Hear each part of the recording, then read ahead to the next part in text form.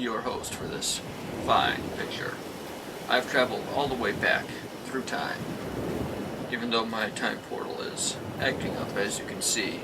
It's only black behind me right now.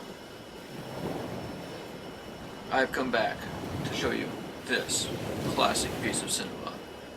Shot in only 2 days with a budget of $30,000 by classic film director Roger Corman, whose brain is still in a jar back at the home base.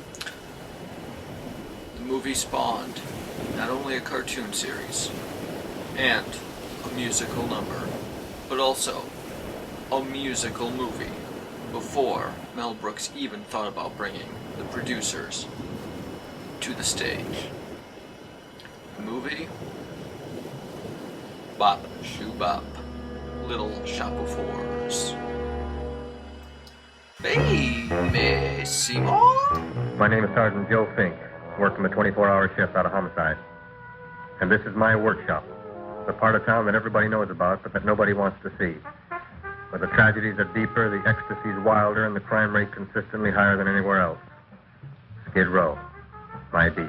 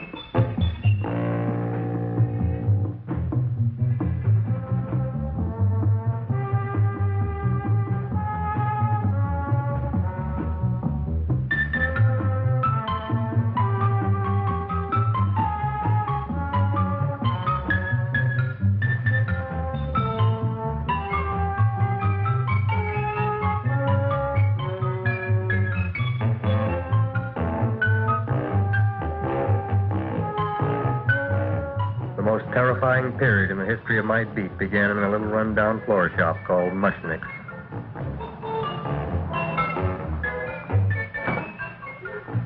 Good morning, Mrs. Shiva. How's things today? Oh, the same as usual, Mr. Mushnick. My sister's nephew Stanley died in Little Rock, Arkansas. Oh, what happened?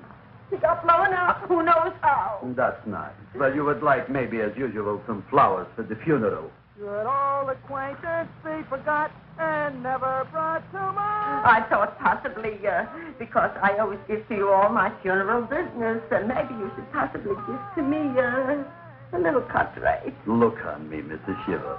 What am I, a philatelist? I sell on Skid Row nothing but cheap carnations. And I should give you a cut rate. I can't even afford water for the flowers. To my throat, I would be giving a cut. I dreamt I dwelt in marble halls with vassals... Get up from the back! Excuse me, Mrs. Shiva, that's Seymour. He's a nice boy. Why don't you let him see? What? See? Look, here I got a new customer. Brand new in the yellow vest. I should let the cleanup boy, but I can't even afford chase him out right away. Flower as fresh as the springtime Mushnicks. Hello? Oh, hello, Dr. Faz. What can I do for you today? Listen, Mushnick, I haven't got much time. Send me over 2 gladiolas and a fern. Excellent. That's 2 dozen glads, 1 potted fern. No, Mushnick. 2 gladiolas and 1 fern. You want I should put 2 gladiolas in the pot with the fern? No, 1 fern, 1 piece. Altogether, 3 pieces. I need it for my waiting room. Yeah, thank you. What? Filling her out. Good, I'll drill a bigger hole. You mean you want 2 crummy gladiolas and 1 crummy fern? What kind of a decoration is that? Listen, it's my flower budget for the week. Mushnick. Who can be a dentist on Skid Row? All right, excellent. I'll send Seymour right away. Who am I to argue with science? Make it snappy. Now you are going to get it. Oh, you are going to get it. Look. Seymour? Krellbein? Now, Mr. Shiver, we were talking from the funeral flowers, but the little... Funeral! Did you call me Mr. Mushnick? No, I was calling John D. Rockefeller to make a loan on my Rolls Royce. Sorry I said it. Now, look, Seymour. You take 2 gladiolas. You'll cut them nice and even. You'll take 1 coin. You'll wrap them in a package, and you'll take them to Dr. Farr. Right? Now go already! Now, what can I do for you, sir? My name is Burson Fox. Excellent. I am Gravis Mushnick. Oh, that's a good one. Now, who's going to get my roses? I'll take care of you, Mrs. Silver. Come right over here. You would like maybe some orchids for a nice girl? No, I think I'd like a couple of dozen carnations. Carnations. A person can't find around these days that somebody shouldn't drop dead. You've had more than your share of bad luck, Mrs. Silver. Bad luck, she calls it. You should have so many people kicked off. You would have somebody fall on top of you, too. What about the carnations? You said you wanted some roses. Yes, for Stanley. My carnations. You should see what that Seymour is. Oh, here are your carnations. Wait, I'll wrap them for No, you. that's all right. I'll leave them here.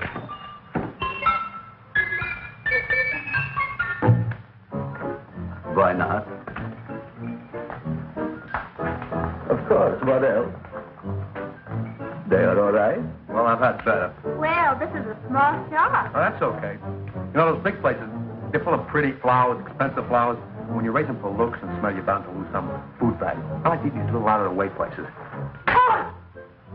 Such a thing, eating flowers. Look, don't knock it until you try it, huh? Look what happened. This is what I was trying to tell you before. Look on him, everybody.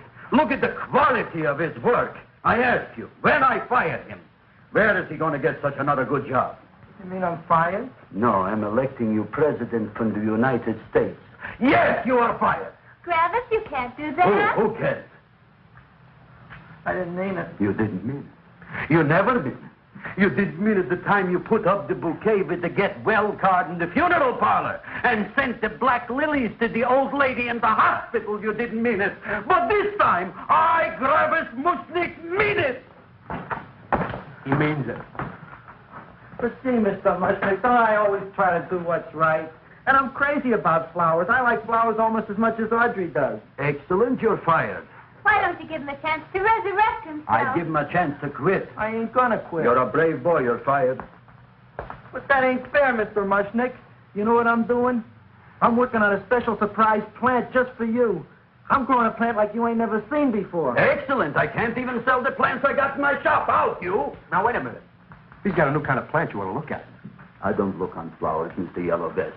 I got ancestors in the flower business for 200 years, but I got one shop on Skid Row, one stinking shop. I don't even like flowers. You don't understand what I mean. Look, I've eaten in flower shops all over the world. And I've noticed that the places that have the most weird and unusual plants do the best business. See? See? See? What is this, a tango? All right. Explain me more. Well, I remember one place that had a whole wall covered with poison ivy. And people came from miles around to look at that wall, and they stayed to buy. The owner got rich. No. He scratched himself to death in an insane asylum. Oh! That was my cousin Harry. All right. All right. You go home and you get this fancy schmancy plant and you bring it back here. And if Mr. Yellow Vest Spout says it's a draw, you still got a job. If he don't, out you go to Bodie, right? Don't worry, you'll like it. You'll see.